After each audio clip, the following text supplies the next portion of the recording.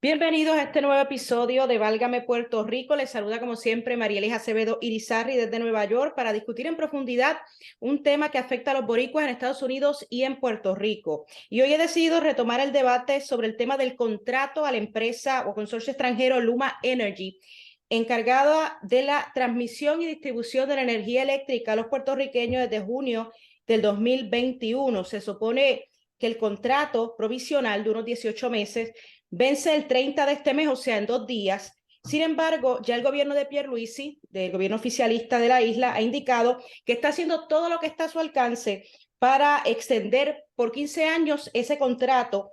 De lo contrario, según alega el gobernador y su equipo, esto significaría un resultado nefasto para los puertorriqueños. Esta es una postura completamente opuesta a los críticos de Luma, que llevan reclamando fuera y dentro de la isla sobre la cancelación del mismo, de este convenio. En estados como Nueva York y en la capital, Washington, D.C. particularmente, se ha movilizado la diáspora, sin precedentes por meses. Esto para reclamar que le cancelen el contrato a Luma. ¿Por qué? Por varias razones. Primero, alegan que no responde a las necesidades de los puertorriqueños. Hay más apagones ahora que los que habían antes. Los puertorriqueños están pagando más luz ahora de lo que pagaban antes. Se han reportado 7 aumentos desde que inició labores Luma. Básicamente la empresa indica que eso tiene que ver más con el costo a nivel mundial del mercado del petróleo, pero eso está en entredicho también por parte de los opositores de Luma. Recientemente, líderes de organizaciones como Power for Puerto Rico, Vamos Puerto Rico, Todos Somos Pueblo, de acá de la diáspora de boricuas en Estados Unidos, junto a concejales de Nueva York y también la expresidenta del Consejo de Nueva York, Melissa Barbiberito, insistieron en ese reclamo contra el contrato, precisamente desde Puerto Rico y en el marco de una conferencia anual muy importante que se conoce como la Conferencia Somos, que se realizó del 9 al 13 de noviembre. Y precisamente hoy he decidido invitar a Barbiberito a este podcast para que me conteste varias preguntas sobre por qué hacer ese planteamiento allá directamente en Puerto Rico en medio de esa conferencia, cuáles son los alegatos en contra de Luma específicamente por parte de la diáspora y hacia dónde se dirige todo este reclamo de cara a fin de año y pues obviamente a la discusión del vencimiento del contrato. Melissa Barbiberito, muchas gracias por responder al llamado de Válgame y por acompañarme en este día. Muchas gracias por la invitación, un placer estar aquí contigo. Muy bien, y yo sé que muchos ya conocen a Barbiberito, pero para los que no, les comento que es una líder progresista que en el 2005 hizo historia al ser electa como la primera latina en representar al barrio en el Consejo Municipal de Nueva York. En el 2014 se convirtió en la primera persona mujer latina como presidenta de ese organismo. Nacida y criada en Puerto Rico, Barbiberito se mudó a Nueva York, estudió en Columbia University, un bachillerato en artes en ciencias políticas. Nuestra entrevistada también fue seleccionada como asistente a National Urban Fellow Program y obtuvo su maestría en administración pública de Baruch College. Durante su estancia en el consejo fueron muchos los temas en los que se enfocó, pero entre otros están los derechos de las mujeres, la comunidad LGBTQ, el cierre de Riker Island, la reforma migratoria, entre otros. Además fue candidata a la Defensoría del Pueblo. Actualmente forma parte de varias organizaciones que presionan desde la diáspora para que se resuelvan los problemas que afectan a los puertorriqueños en la isla y acá también, porque todo está vinculado. Y específicamente es portavoz del Puerto Rican Cultural Center, que es en Chicago, ¿correcto, Viverito? Exacto, sí, sí. O sea, que actualmente usted se encuentra en Chicago.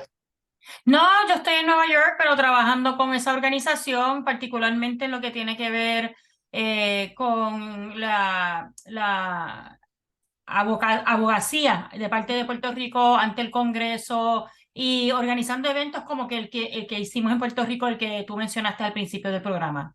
Ok, ya mismo vamos para ahí. Pero antes quiero preguntarle, la pregunta básica para mí es esta, y es, ¿cómo esa experiencia de migrar, verdad? Nacer en Puerto Rico, migrar para acá, marcó su vida profesional y hasta dónde ha llegado el día de hoy, ¿verdad? En más términos de activismo. Sí. Ajá, ¿cómo la marcó esa transición? Bueno, para empezar, ambos padres, mi mamá y mi papá, nacidos y criados puertorriqueños en Nueva York. Mm. En las décadas pasadas, con las diferentes migraciones que se han dado a la ciudad.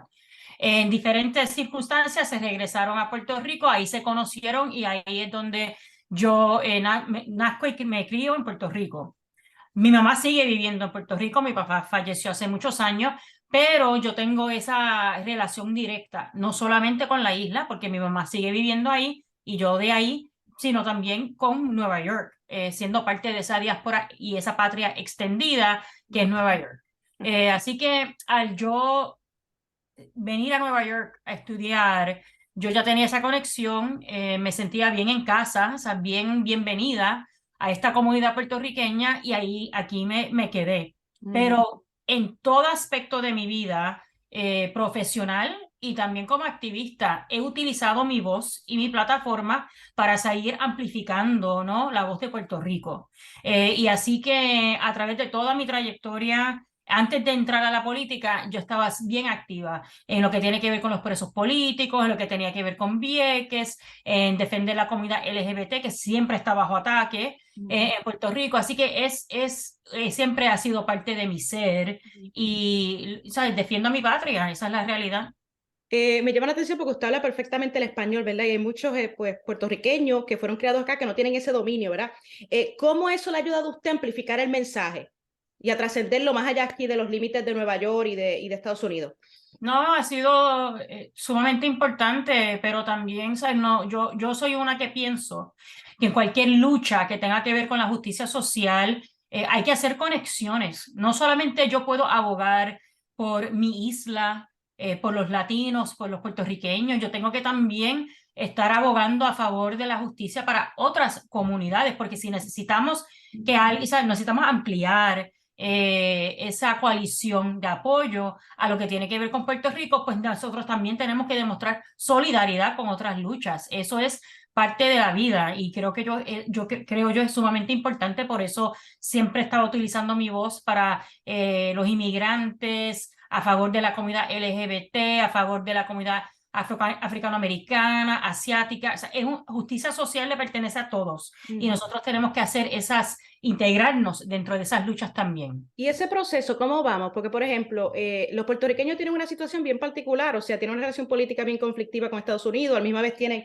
ingreso libre a este país. O sea, los puertorriqueños están conscientes de esas otras luchas, la mayoría de los puertorriqueños, porque a veces tenemos más similitudes que diferencias, me parece a mí, a pesar de la ciudadanía. Y viceversa, la gente de acá de otras comunidades latinas entienden lo que pasa en Puerto Rico. Yo creo, bueno, eso es el trabajo que tenemos ante nosotros. O sea, nosotros como líderes tenemos que también demandar de nuestra comunidad ser solidarios con otras luchas. Y también de parte de nuestro trabajo es educar a otras comunidades en cómo somos similares, ¿no? Que esas luchas de la justicia social y los retos que ha enfrentado otras comunidades, nosotros también hemos tenido retos, encontrar esas áreas donde la lucha es similar y tratar de desarrollar esas coaliciones, ¿no?, de lucha. Y así que para mí es parte del proceso de ser activista, de educar a otros, pero también ser educados nosotros sobre lo que tiene que ver con otras comunidades y esas luchas. Pero hay muchas similaridades, como estás mencionando, la lucha de el movimiento de justicia social aquí nacional, con lo que tiene que ver con el estado de Hawái y lo que pasó ahí cuando se trasladaron y se hicieron a la fuerza, muchos piensan, estado. Y así que hay muchas, con la comunidad indígena aquí en este país, hay muchas similaridades, hay que encontrar ese common ground, como decimos en inglés, y amplificar esa lucha. Y piensa que los boricuas en Puerto Rico, ¿verdad?, que recientemente estuvo allá, Sí. están conscientes de la importancia de que lo que se discute aquí, no solamente en Nueva York, sino en otras partes, es esencial en esa lucha por digamos, por el desarrollo de Puerto Rico.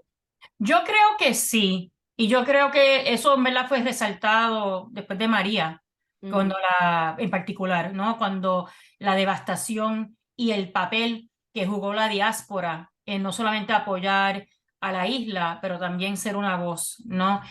Pero ha sido siempre así. ¿Sabes? Nosotros cuando pensamos en la victoria que tuvimos con sacar a la Marina de Vieques, sí, eso fue una lucha de muchas décadas en la isla, pero fue la diáspora y las coaliciones también que nosotros pudimos desarrollar aquí que llegó y ayudó a la excarcelación de los presos políticos fue importante, ¿no? La voz de la diáspora, la patria extendida, unirse a esa lucha y ponerle presión ante el Congreso, al presidente, para que para que poder sacarlos de la cárcel. Así que estamos ligados, o sea, somos no solamente diáspora, pero como una mentora mía me decía, como sigo indicando aquí, somos una patria extendida y somos ya más de 5 millones, no solamente en Puerto Rico, pero más allá.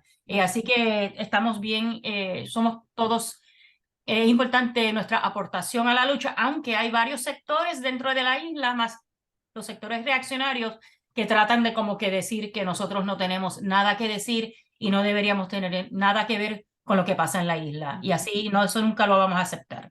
¿Y cómo fue el recibimiento esta última vez que fueron pues, a denunciar el contrato de Luma, ¿verdad? El que ustedes no están de acuerdo? Eso se dio en el marco de la conferencia Somos. Para los que no lo saben, es una conferencia, se realiza en Puerto Rico, congrega a muchos líderes políticos, particularmente de Nueva York, aunque se ve como un espacio para promoción de candidatura hasta cierto punto, porque ha pasado, se discuten o se exponen problemas que afectan a los boricuas y otras comunidades latinas en general. ¿Por qué hacerlo en esa coyuntura y cuál fue el mensaje que se envió?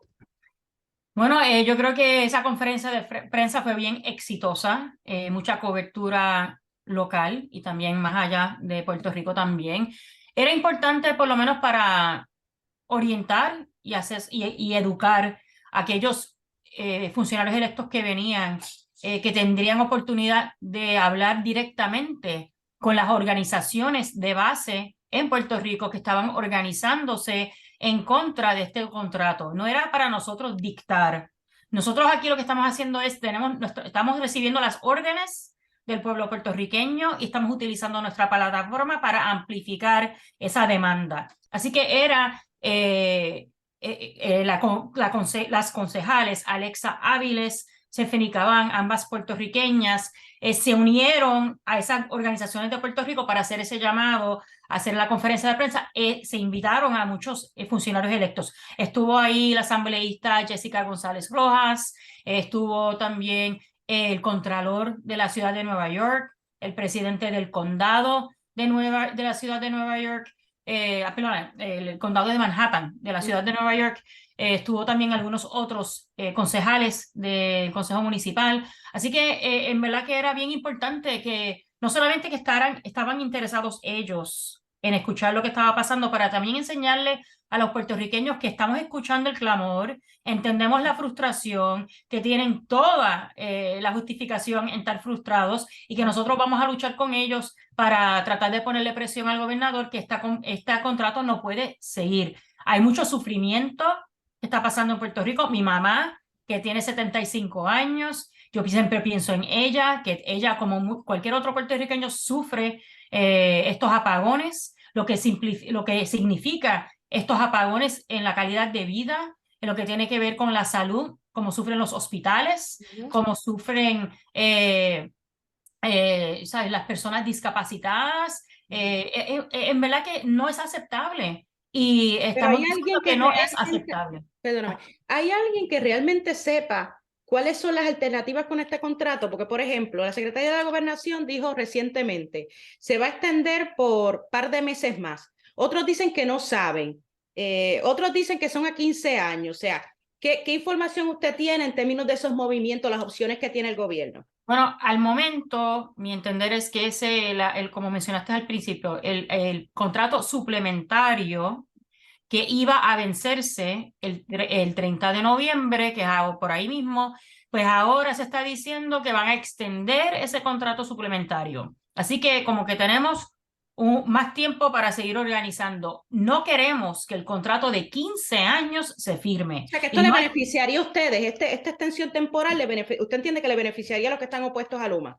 Bueno, sí, porque no, ahora hay que analizar el aspecto legal, qué opciones tenemos legalmente o qué opciones tiene Puerto Rico legalmente para llevar a Luma y a este contrato a la Corte, pero también seguir nosotros en la diáspora, seguir consiguiendo el apoyo. El Consejo Municipal de Nueva York ya presentó una resolución pidiendo que ese contrato no se firme y que se cancele. Hay una carta abierta que se está circulando. Tenemos ya la fiscal general de Nueva York que a unas semanas atrás escribió una carta demandando una investigación sobre Luma. Hay mucha presión que viene por ahí. Están alineados, están en la misma línea los líderes en Nueva York con respecto al contrato de Luma. Eso es parte del trabajo con la coalición a la cual yo pertenezco, Power for Puerto Rico, y otros grupos que son parte de esa coalición. Sí, estamos coordinando esfuerzos, sí estamos unidos y estamos siguiendo de manera organizada en esa dirección. Ahora, cuando hablas de opciones, sí. Lo que a mí me duele siempre en esta conversación, cuando estamos hablando del partido PNP en particular, porque son los que están en el poder ahora mismo, en la fortaleza, es ese pensar de que nosotros no tenemos la capacidad en Puerto Rico para encontrar las soluciones, que siempre tiene que ser gente de afuera, con intereses personales, que vienen a Puerto Rico buscando el dinero, que tienen solamente son ellos los que tienen las soluciones. Eso no es verdad. Ya una coalición de diferentes grupos en Puerto Rico, ya por varios años, tienen una propuesta que se llama Queremos Sol, que habla sobre esa transición. ¿Cómo podemos ser nosotros más resilientes, pero cómo podemos nosotros sacarnos de esta privatización que se está haciendo, no solamente en esto de lo que tiene que ver con energía, sino la privatización está pasando a través de todo aspecto del sector civil en Puerto Rico. Y esto es propulsado por el gobierno, claro. Pero una corporación, una entidad privada, ¿cuál es el primer interés que tienen ellos? En hacer dinero a costo de un servicio necesario para el pueblo puertorriqueño. Así que ellos no están interesados en dar el máximo y más eficiente servicio, están interesados en maximizar lo que reciben de ingreso, ¿no? Okay, pero vamos por parte, porque espérate, yo quiero ¿cómo dice? Cortar por pedacito todo este tema, ¿verdad? Le pregunto esto, mire, ¿realmente se le puede echar toda la culpa a Luma a pesar de las fallas que ha tenido? Porque le voy a traer los argumentos, ¿verdad? Lo que ellos plantean, que recibieron una red totalmente destruida y que eso se agravó con María y ahora con Fiona. Por ejemplo, ese argumento, ¿cómo usted lo analiza? No es aceptable. Eso no fue que esto se le entregó a Luma. Luma fue ante el gobierno y dijo, yo quiero este contrato. Y no me vas a decir a mí, ¿sabes? Que no analizaron la situación, ¿no? Ellos lo que estaban buscando es, mira, aquí hay una oportunidad, a ver cómo podemos seguir exprimiendo, consiguiendo dinero y tratando de minimizar sus gastos, ¿no? Ellos entraron con la confianza del gobierno que ya tenía el interés de destruir al sindicato representando a los trabajadores. Luma entró y sacó a todo ese personal que tenía la experiencia porque querían romper con el sindicato, no querían renovar el contrato con los trabajadores. Toda esa experiencia de la gente que sabía cómo manejar esa red se desvaneció, se desapareció. Y después de Fiona, cuando una vez más la red se cayó, no fue el interés de ellos de traer a esa gente con experiencia. Ellos se van a Texas a buscar a gente y traerlos por aquí para seguir, ¿sabes? Con esa idea de no quieren pagar los salarios, no quieren pagar los beneficios porque están tratando de maximizar las ganancias, no dar un servicio de calidad. Eso se tiene que entender. Así que cuando la gente viene, bueno, la red estaba destruida, claro, pero ellos sabían a lo que entraban porque ellos fueron que pidieron que se le dieran esos contratos porque para mí el plan de ellos siempre era sacarle lo máximo y en algún momento cuando ya no hay más de qué exprimir, se van y no tienen esa conexión con la isla, no tienen ese interés con la gente de Puerto Rico. Así que para nosotros, en verdad que el gobernador sigue con sus boberías en sus argumentos y se piensa que el pueblo es pendejo, como decía, me la vamos a coger a pendejos hasta los nuestros. Sí, tengo que ponerle el sonidito para que no se escuche la palabra, no es mentira. La administración previa, ¿no? Que en el chat, ¿verdad? Cuando sacamos a Ricky Rosselló, que algo que decían era que cogían de pendejos hasta los nuestros. No, la gente no es boba, la gente sabe lo que hay. Y por ahí ese argumento para mí no tiene fundación. Y vamos entonces, hablando de Pierluisi, hay un reclamo, o él ha indicado, de que no se le puede cancelar el contrato porque está en curso todo este proceso de reestructuración de la Autoridad de Energía Eléctrica. ¿Él No, está mintiendo cuando dice eso? no, la realidad es que ellos no pueden incurrir en el contrato de 15 años hasta que se haga un plan de ajuste con la deuda de la Autoridad de Energía Eléctrica. Así que ellos no pueden encaminar, solo dice legalmente, una de las que estaba con nosotros, Jessica Méndez Colberg, licenciada, que entiende lo del contrato, lo explicó explícitamente, que no se puede, el contrato de 15 años no puede seguir, no puede empezar hasta que la reestructuración termine. Por eso están ellos ahora diciendo, ay, tenemos que extender el contrato. No lo es que están haciendo porque están escuchando el clamor del pueblo, es porque no pueden entrar en ese contrato de 15 años porque la reestructuración no se ha dado de la deuda de la Autoridad de Energía Eléctrica. Así que ahí estamos en esta coyuntura, vamos a seguir poniendo esa presión. Así que el plan de Queremos Sol, que es la opción, en verdad es un plan bastante detallado. ¿Sabe? Una vez que Luma, si el contrato con Luma no se negocia y no sigue hacia adelante, ahí también el contrato que hay ahora mismo, el suplementario, explica un proceso de transición. ¿Pero qué se crearía? ¿Una corporación nueva? Sí, bueno, sería, no vamos a regresar y no están ellos recomendando Porque que se ustedes han regrese dicho a lo exacto que que no era. es que no están favoreciendo que vuelva la Autoridad de Energía Eléctrica. Exacto. ¿Qué es lo que, entonces, cómo se haría esa transición? Porque como que no se entiende bien esa parte. Ellos están hablando de como que coger esa autoridad y completamente reestructurarla, pero que el componente esencial en lo que ellos están recomendando es que sea centrado todo, el mecanismo de decisiones y todo, tiene que ser centrado en la gente, ¿sabes? Que está impactada. Y ahí mismo no es la realidad es que el gobernador tiene mucha influencia en quiénes son los miembros de estas juntas que están haciendo estas decisiones. Así que el plan es uno centrado en el pueblo, centrado en la gente, tú sabes, y el plan que yo espero que la gente lo busque está en inglés y español, pero es un plan, una vez más, dentro de la capacidad y la innovación de nuestro pueblo, que están diciendo, bueno, vamos a reestructurar el proceso.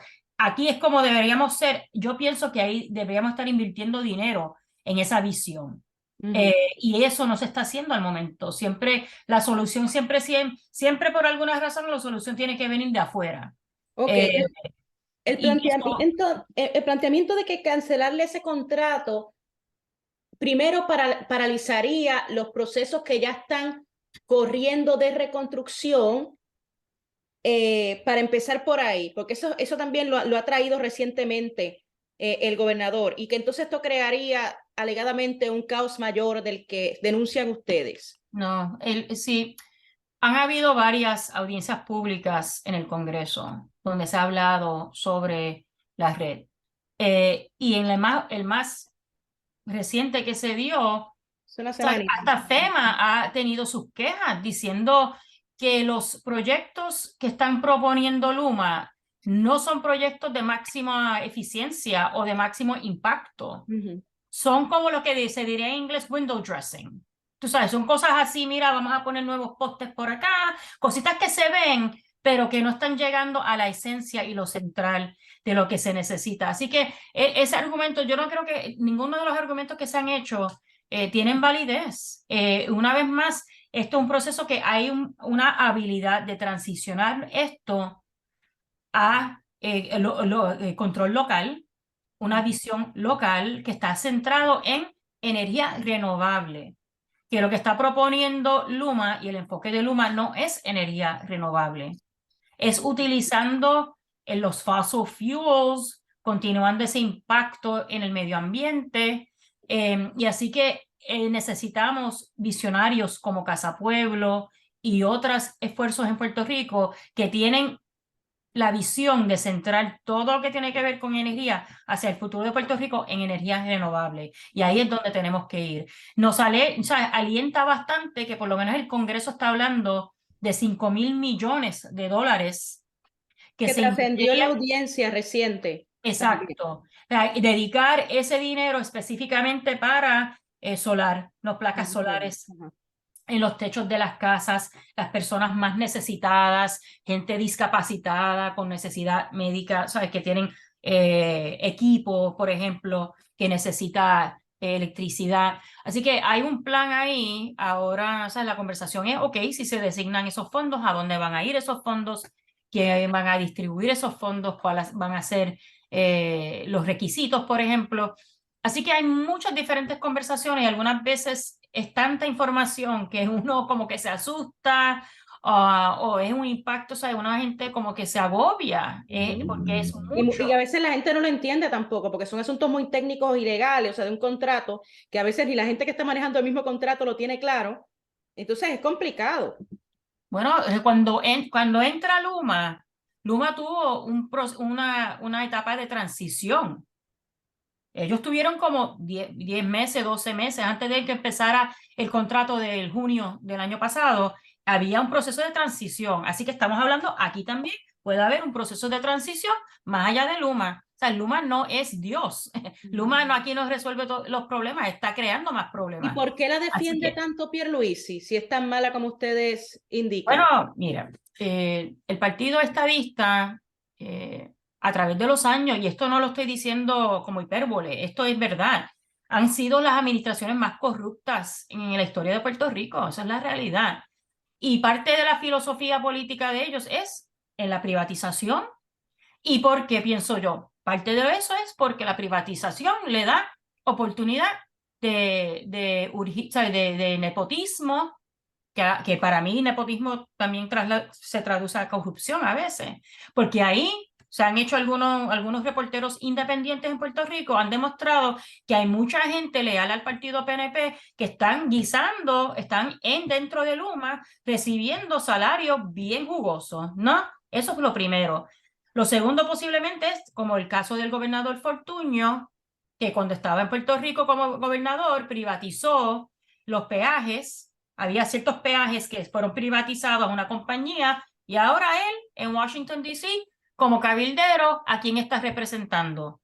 A esa compañía a quien él le dio el contrato y privatizó los servicios. Es una manera de hacer dinero, ¿no? De también darle trabajo a gente que ha sido leal y a la misma vez el partido sigue recibiendo apoyo de esas personas. Así que para mí es como un ecosistema de corrupción y nepotismo que se crea. Y para mí, no importa el partido, porque si es el PPD, el PNP, que han sido los dos partidos que dominan en la política de Puerto Rico, para mí eso no es aceptable en ninguna circunstancia, porque aquí esas decisiones no están centradas en el bienestar del pueblo puertorriqueño, están centradas en los bolsillos, ¿no? De estas personas que se están beneficiando de esas decisiones. Eso tiene que parar ya. Eso tiene que parar y así la gente se está entendiendo que eso es lo que está pasando, la corrupción rampante y quieren parar con todo eso. ¿Y cuál ha sido la labor del Congreso, por ejemplo, la Cámara de Representantes? Porque vemos que se hacen recientemente, hace apenas una semana, se hizo una audiencia en el Comité de Recursos Naturales, no es la primera, como bien dice usted, pero ¿qué resulta de esto? Porque en la última que yo escuché, lo que yo escuché era más, estaban repartiéndose la culpa a ver quién tenía más o menos responsabilidad sobre la crisis energética en Puerto Rico y un poco ocultando cuál ha sido el trabajo de Luma en estos 17 meses, que Luma lo que dijo fue prácticamente, antes no había ni un solo proyecto y nosotros llegamos y tenemos ¿cuántos? Déjame ver cuántos dijeron, a ver que no se me pierda por aquí el numerito. Dice que son 23 en servicio y antes no había ninguno.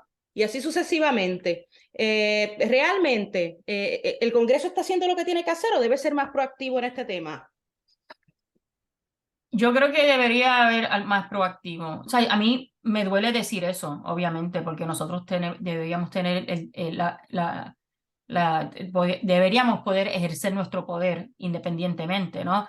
Pero aquí en esta situación, con lo nefasto que va todo esto y la corrupción y la desorganización y la falta de desembolsar el dinero que ha recibido Puerto Rico de manera efectiva, ¿sabes? La gente sigue sufriendo. Así que, de cierta manera, hay que haber más intervención. Y cuando decimos intervención, nosotros también estamos apoyando la idea de que el dinero federal no se debería estar estancado en el gobierno central.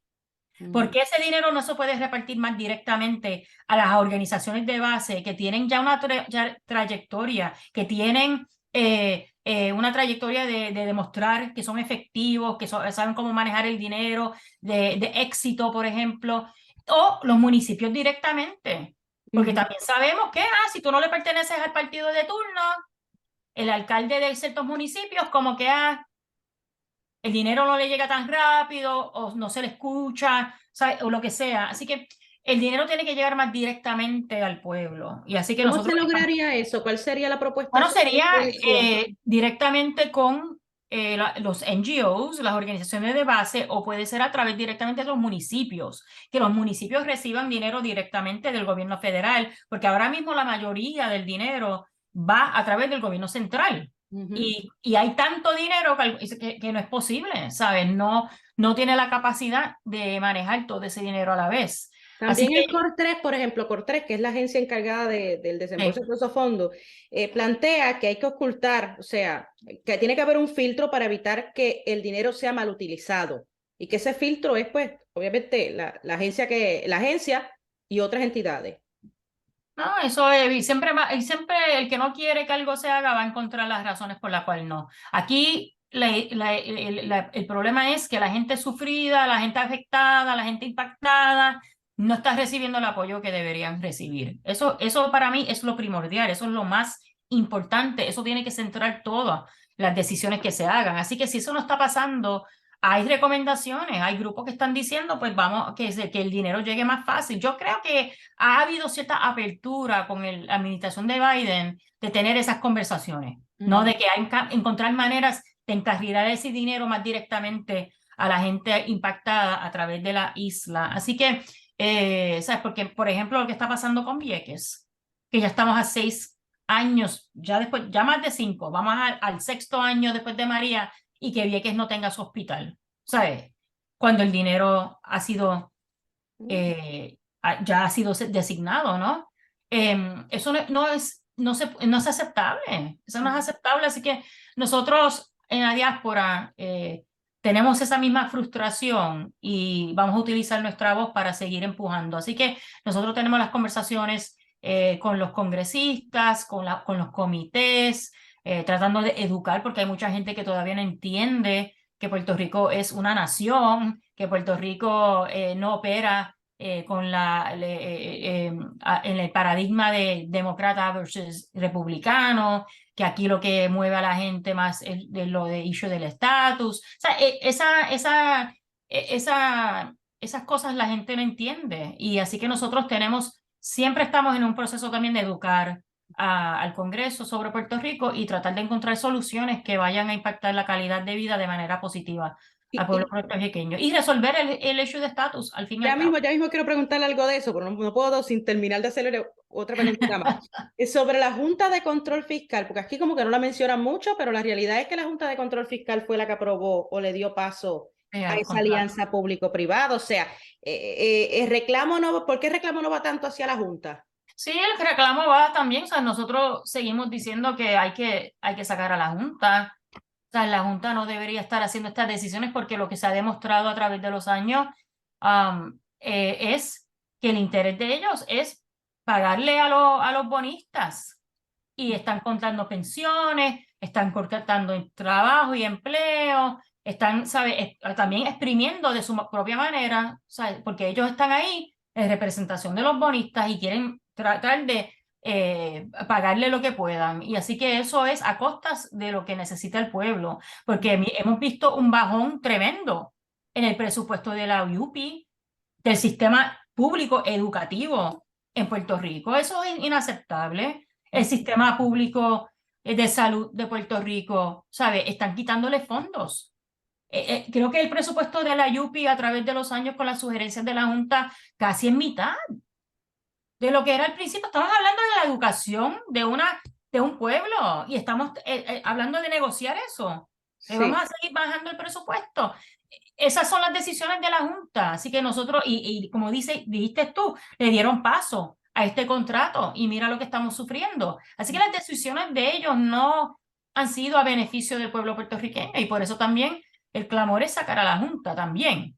ok. Eso es algo que hay que discutir. Ahora, ¿sabes? La preocupación es que no hemos hecho movimiento con respecto a eso y estamos entrando a Ya a un estas alturas Congreso uno se pregunta, republicano. pero realmente ¿se puede hacer algo sobre ese particular? Porque ya este nivel Con de los negociación. republicanos no creo yo, vamos a ser honestos. Okay. Ellos Eh, son bastante racistas y con respecto a pronunciamientos que han hecho, o sea, que nosotros solamente venimos a mendigar. Es increíble lo que se está hablando y el lenguaje y el vocabulario, bueno, no me sorprende, pero el vocabulario que utilizan contra nosotros. Eh, y bueno, así que con una administración republicana adelantar cualquier agenda en lo que estamos hablando nosotros va a ser bien difícil. Hay un argumento que salió esta semana en un artículo del Nuevo Día que habló con el encargado de la Autoridad de Energía Eléctrica.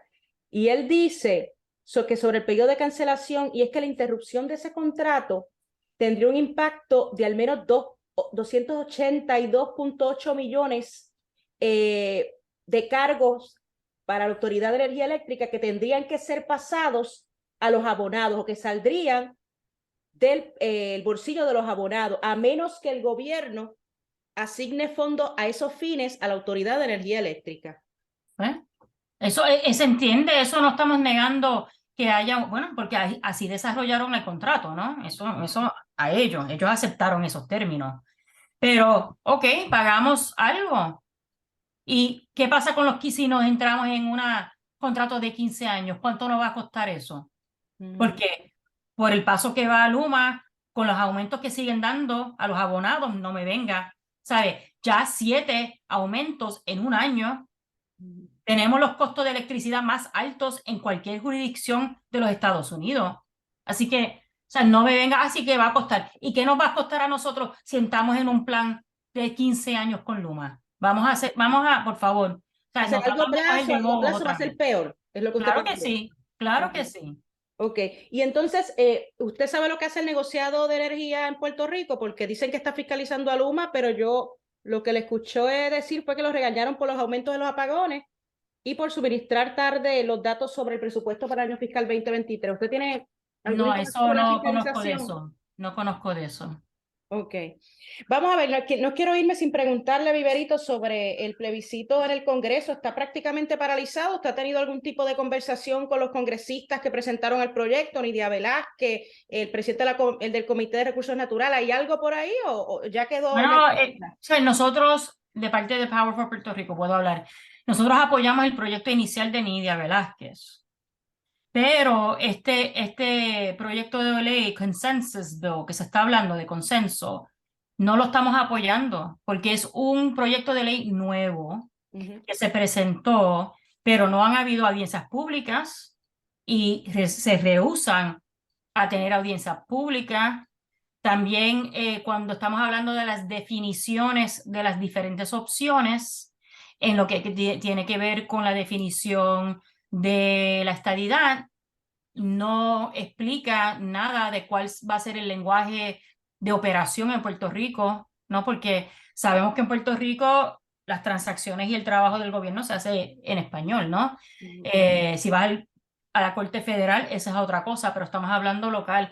Si se convierte en un estado, nosotros entendemos que todo o sea, todo va a ser en inglés. Así que queremos que se explique y se defina dentro del proyecto de ley cuál va a ser, ¿sabe? No queremos asumir cuál va a ser el lenguaje de operación en Puerto Rico, no the operating language, y rehusan a dar ese tipo de especificidad.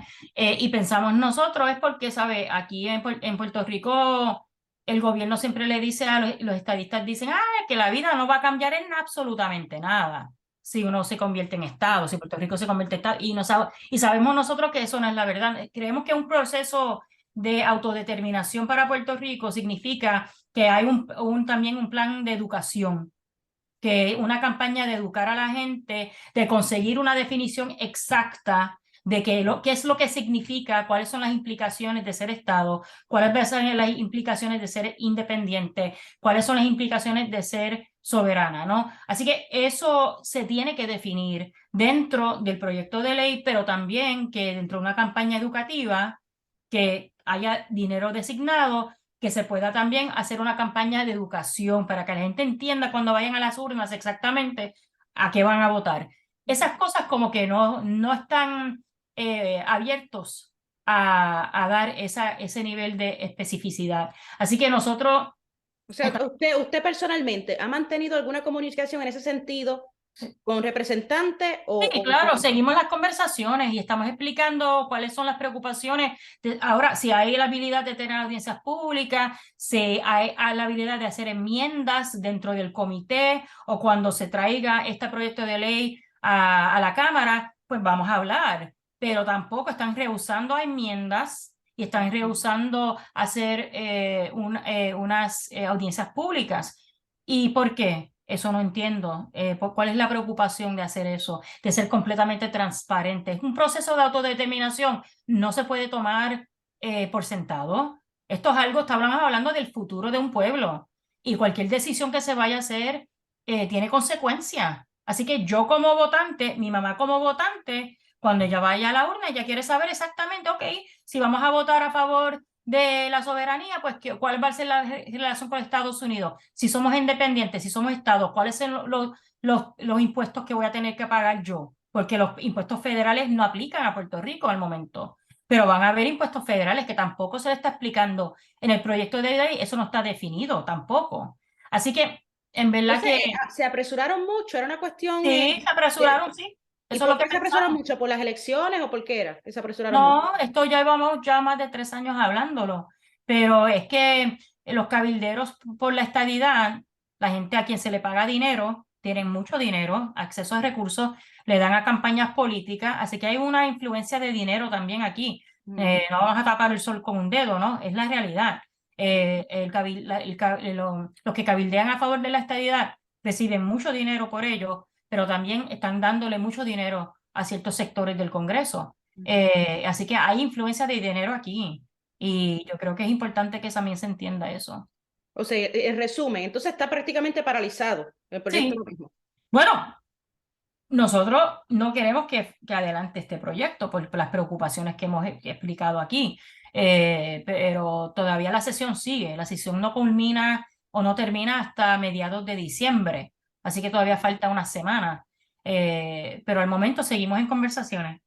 Bueno, Melissa Barbie Berito, expresidenta del Consejo Municipal de Nueva York, líder en varias organizaciones de la diáspora puertorriqueña en Nueva York y en otras áreas. Muchísimas gracias por contestar mis preguntas. Entonces, ¿qué es lo próximo sobre Luma en vista de para terminar así? ¿Cuáles son los próximos pasos que está tomando su grupo?